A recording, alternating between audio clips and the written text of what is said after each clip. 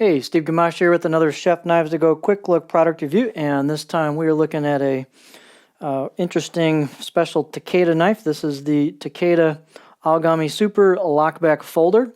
So the core steel on this is Aogami Blue Paper Super Reactive High Carbon Steel. Heat treats about 62 Rockwell on that, just based on what Shosui Takeda does in forging. And the construction is the classic series style construction. So it's got the Kudauchi finish over the top of softer iron cladding over the top of that Aogami Super Core for a 3-layer sandwich. The weight on the knife is about 2.3 ounces or 65 grams, so it's pretty light. And we'll get a close-up look at this in some detail, because I know it's not an inexpensive knife, but there's a lot of little details to this, and it's definitely a true handmade knife. And it's a very interesting little knife. The overall length, or I'm sorry, let's go to the edge length first. The edge length is about 53 millimeters, and that's the curve to the notch behind the actual edge. It's about 2 inches on the edge itself, not including the ricasso in the back and the choil. The overall length, open, it's about 142 millimeters, and closed, it's a lockback with a pretty nice detent on it. It's definitely it's tight out of the box, that's for sure. It hasn't been used. It's about 85 millimeters this way. The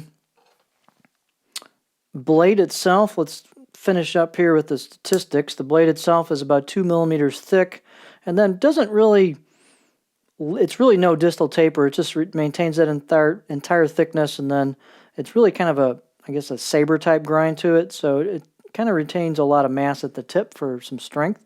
Blade height is about 12.5 millimeter. And then it comes in this velvet-lined zippered pouch. Nothing fancy. Some Cordura outside, but soft and squishy, and fits the knife nicely. Let's take a close-up look at the features. The handle is blue jigged bone, and really nicely done. You've got your pins in here. There's 4 pins in it.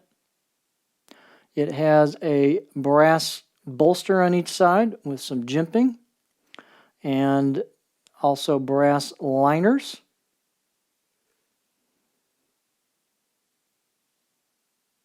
You've got a lanyard kind of U-bolt kind of thing here, which is one of the pins through there, and the lanyard itself has kind of a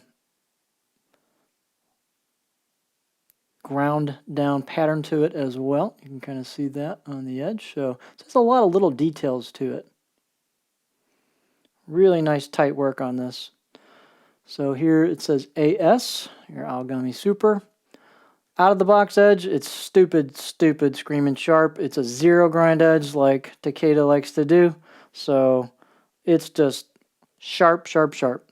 And again, I guess you could categorize this as a kind of a high saber grind. But yet, if you look at the very tip, you can see it does maintain some strength at the tip. It's just a beautiful little blade. Very, very unique, entirely handmade. This isn't coming out of a laser cut block or anything. This is hand hammered, hand forged. It's a really cool knife. So, not too much else to say about it. It's quite the piece of craftsmanship. You've got your lockback right here, and fairly good click to it. So this is tight. It's a tight knife. It's tightly put together. You do have a small fingernail ground detent in there to pull it out, although I think it's a little bit easier just to pull it out with a couple of fingers, depending on how you like to do that. It's definitely not a one-handed opener, but very, very cool knife. It might not look too blue until you get it under good light, but it's a bluish jigged bone handle. As far as the handle goes, I've got medium-sized hands, so it's not a big hand-filling handle. If you got bigger hands, you'll probably do a 3-finger grip on it. You can definitely put your finger on there, easily do that. You can get way up on the blade if you need to for precision tip work. So just a really cool knife. Like I said, tight fit and finish.